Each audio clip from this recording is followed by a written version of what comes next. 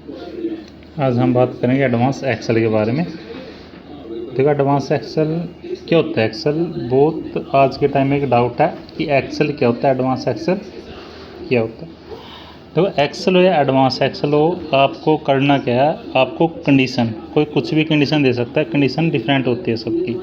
कोई भी कंडीशन, किसी भी तरह की कंडीशन आपके सामने रख सकता है। अलग अलग डिपार्टमेंट होते हैं, अलग अलग दिमाग होता है, अलग अलग बिजनेस होता है, तो अलग अलग आपके सामने क्वेरी रखेंगे, अलग अलग कंडीशन रखेंगे। आपको एक कॉमन बात याद रखनी है, आपको कंडीशन को फार्मूला में बदलना आना चाहिए। इसको ये एक्सेल बोलते हैं, ये अपना एडवांस एक्सेल है। ओके जी। तो कंडीशन में अपनी दो तरह की होती है कि आपको एक तो कैरेक्टर से वैल्यू के अंदर कन्वर्ट करना पड़ता है, वैल्यू से कैरेक्टर आपको लेना होता है इसके अंदर। ये आपको अभी समझाएंगे क्या होता है।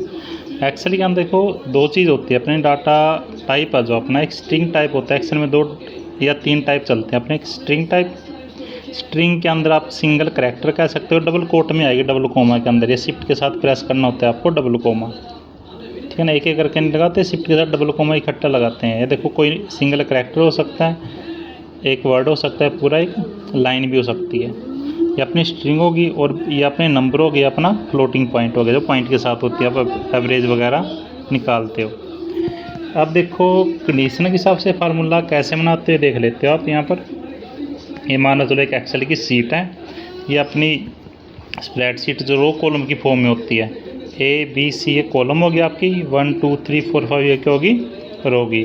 अब देखो कंडीशन ये मिलेगी आपको, इस तरह की कंडीशन मिलेगी कि देखो ये जो कंडीशन है इसके साथ में मैच कर रही है। यानी कि आप अगर कैरेक्टर के अंदर ए भरोगे तो सामने 1 होना चाहिए, ऑटोमेटिक आना चाहिए। ये होता है ऑटोमेटिक फार्मूला होना। आपको करना क्या, देखो कैरेक्टर के अंदर अगर आप कैरेक्टर के अंदर यहाँ कहीं भी क्या भरोगे, ए फिल करोगे कहीं भी, तो यहाँ पर 1 हो जाएगा। अगर आप यहाँ पर फिल करोगे सी, तो यहाँ पर 3 हो जाएगा। ऑटोमेटिक होना चाहिए, ये फार्मूला आपको लगाना पड़ेगा। बी यहाँ पर हो जाएगा 2, दोबारा आप बी लिखोगे तो ये कोई फिक्स नहीं है कि आप यहाँ पर जो मर्जी लिखो, आप सी भी लिख सकते हो, बी भी लिख सकते हो। बस या इसके सामने कैरेक्टर के सामने जो कैरेक्टर आप लिखोगे ये फिक्स नहीं है, कुछ भी कैरेक्टर लिख सकते हो और ये वैल्यू उसके सामने आनी चाहिए। ये फिक्स वैल्यू है कि ए के सामने 1 आना चाहिए, बी के सामने 2 आना चाहिए, सी के सामने 3 आना चाहिए। तो इसका फार्मूला कैसे लगाऊंगा देखो, यानी कि आप क्या करना भाई, कैरेक्टर डाल लोगे और नंबर यहाँ पर होना चाहिए, यानी नंबर होना चाहिए, ये ऑटोमेटिक आना चाहिए। जो फार्मूला कहाँ पर लगेगा, यहाँ पर लगेगा जी। फार्मूला कौन से सेल के अंदर, B2 सेल के अंदर। तो यह फार्मूला लगाऊंगा आप यहाँ पर, इक्वल कहाँ पर लगाओगे फार्मूला आप, यहाँ पर जी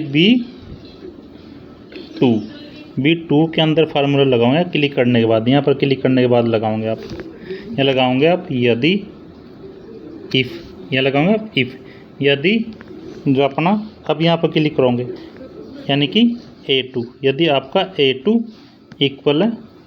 देखो अगर आप यहाँ पर क्या डालोगे, कैरेक्टर डालोगे तो डबल कोमा के अंदर। अगर यहाँ पर A है तो उसके सामने 1 होना चाहिए।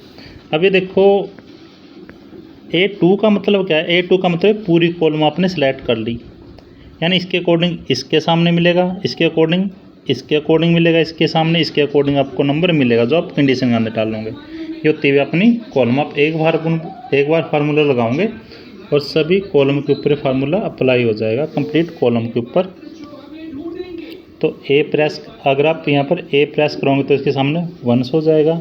यदि दोबारा इफ लगाओगे, ये इफ आपकी ये ब्रैकेट है। अगर आप यहाँ पर दोबारा से ए इक्वल लिखोगे, A2 प्रेस करोगे ना यहाँ पर, इसका एड्रेस A2 ऑटोमेटिक आएगा। A2 के सामने अगर आप लिखोगे B, तो उसके सामने कितना हो जाना चाहिए, 2। अब तीसरी कंडीशन लगाओगे, यदि आप यहाँ पर A2 यहाँ पर क्लिक करोगे, A2 के सामने आप C लगाओगे तो यहाँ पर 3 हो जाएगा। अब जितनी ब्रैकेट ओपन है, 1 2 3, तीनों ब्रैकेट आप यहाँ पर बंद करोगे, ठीक है। ये फार्मूला आपको करके दिखाएंगे नेक्स्ट वीडियो के अंदर। ये होता है जी आपका फार्मूला। पहले पेन कॉपी के ऊपर आप समझोगे, अब नेक्स्ट वीडियो में आपको करके दिखाएंगे। तब तक 1-2 फार्मूला और आपको करा देते हैं नेक्स्ट वीडियो के अंदर।